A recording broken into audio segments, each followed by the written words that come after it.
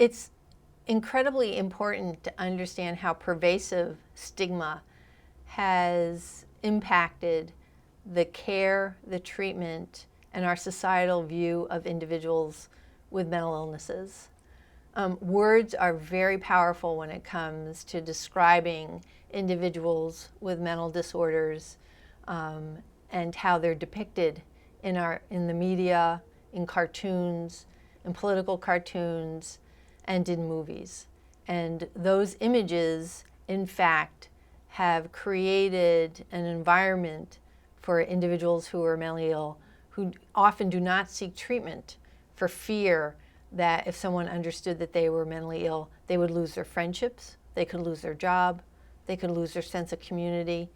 And if you ever want to have a stark reality of what stigma looks like, if you were to walk into a general hospital and you walked into the cancer ward, the units are generally sort of colorful. If it's a pediatric unit, right, they're colorful, there's cartoons up, there's primary colors, there's a sense of activity. And then if you walked onto the psychiatric unit, you generally walk through a locked door.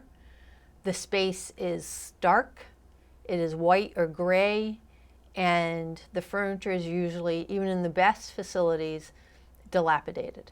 It is a stark reality of an image that depicts stigma in my mind.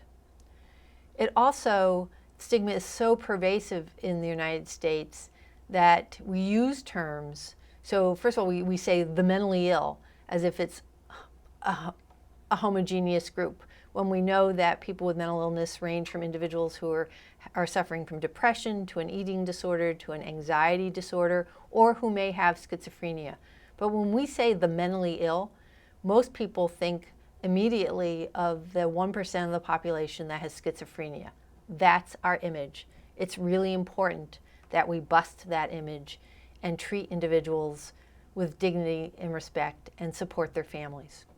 Because the reality is families are the #1 provider of mental health services to their family members. I'd like to think it's social workers and psychiatrists and nurses and the like, but the reality is it's families, and families need to also be supported. And when they're blamed for their family members' illness, it does nothing to deal with stigma. It was in 1999, actually, that the Surgeon General stated that powerful and pervasive stigma prevents people from acknowledging their own mental problems, much less disclosing them to others. In fact, I'll tell you an anecdote. I have a family member who has schizoaffective illness, and she once said to me that when she disclosed that to someone, that she could feel the distance between them immediately, that the person literally sort of stood back thinking that somehow they could catch it like a cold, which you can't catch a cold like that anyway. But the reality is that she could feel them just distance themselves, and she lost that friendship. And this was a childhood friendship. That is how powerful stigma can be. The majority of U.S. citizens believe that people with mental illnesses will not recover and are to blame for their problems. In fact, many people refer to mental health conditions, as chronic. And the fact is, you can recover from mental disorders. You can work. You can marry. You can have meaningful lives. You're not just subject to a life on the streets and in jails. And the fact is that many people with mental illnesses are not more prone to violence than their non-disabled counterparts, and that is contrary to the images that are displayed in the media. There's a well-known body of research that absolutely disputes the fact that people with mental illnesses are more prone to violence.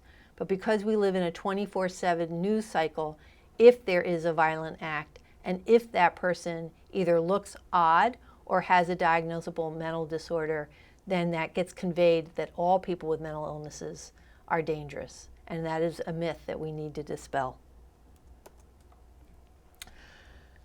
The reasons for not receiving mental health services among adults reporting an unmet need, now this is 2009 data, in fact goes directly to the heart of stigma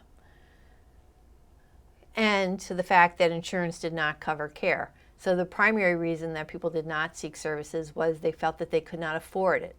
Hopefully, with the implementation of the Affordable Care Act and other improvements in health insurance, people will be able to afford cost. But as important, the other reasons that individuals do not receive treatment is the fear of that it will negatively affect their job. It might cause others to have a negative opinion about them. Concerned about confidentiality are all very powerful reasons, and that all comes from stigma, fear of that how others will think about them. And these are the reasons why individuals more recently who've talked about their own struggles with mental illnesses and that they've gotten good treatment are so powerful to sort of help convey a different image of mental illnesses for the future. What we've seen with sort of some profound writings from everyone from Bill Styron to Kay Redfield Jamison are individuals who are high profile who wrote about their experiences of mental illnesses and how they recovered from them. The more individuals, when we think about that it affects 25% of the general population, the more individuals are comfortable talking about receiving treatment and getting good treatments, the more and more we will dispel the fact of the stigmas that surround these illnesses. Adults with serious mental illnesses who receive treatment, there's also disparities when it comes to race and ethnicity and income and residence, but particularly around ethnicity. And again, we know that disparities among receiving treatment exist in the United States. But first of all, only slightly less than 50% of individuals who have a need for treatment receive treatment. That in and of itself, can you imagine having a medical condition and only half of the population receiving treatment for that condition? That's what we're talking about. And yet when we peel back the onion a little bit more, we see that whites are much more accepting of treatment and going for treatment than individuals who are Black, Hispanic, and Asian. So we have a lot of work to do to really help individuals dispelling the stigma attached to the illnesses, why treatment is important, and helping individuals receive the treatment that they need. Clearly, poverty, and whether you live in the city or in the suburbs or in the country, in the counties, doesn't matter quite as much. But again, what's important is understanding, one, there's stigma, and two, there's even greater disparities once we understand the differences that exist among other groups. The same thing is true for mental health care for children. So only 60% of the kids who are identified as needing treatment receive the treatments that they get. Again, if you make the analogy to a physical health condition, we would never want to see children suffering from an untreated condition. And yet only 60% of the kids in the United States with diagnosable conditions receive the treatment they need. And the disparity among states is quite significant. And also the disparity among, again, different ethnic groups and races. So if you're white, you're more prone to receiving treatment, and we know there's lots of issues around access and affordability of care versus Black and Hispanic. And why this becomes so pronounced is that we know by the year 2050, Hispanics will be the majority in the United States. You know, we talk about people with mental disorders as if they don't have medical conditions.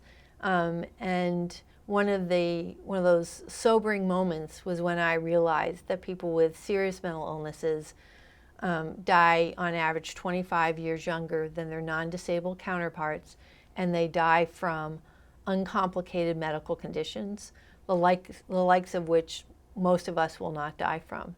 So people with mental disorders represent about 25% of the adult population, and about 68% of those individuals with mental disorders have a concomitant medical conditions. And one of the things we're coming to appreciate now is that many of these medical conditions are also attributed to the medications that they're taking. Diabetes and obesity being two of the more prominent conditions that we're coming to understand are a direct side effect to some of the medications they are taking. So these are, again, some of the issues that we need to be focused on around some of the consequences of this segregated mental health system.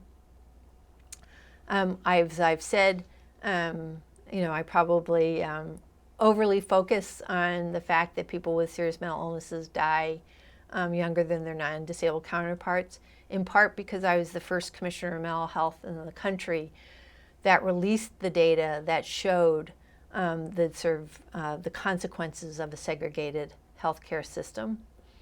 75% of individuals are tobacco dependent compared to 22% of the general population.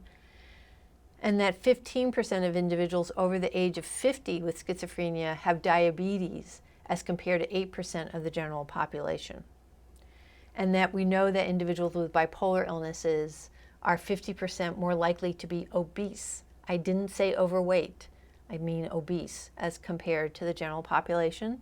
Some of these conditions we understand to be, as I said, as an impact, a result of some of the medications, but many of these conditions are a result of having sort of this fragmented healthcare system.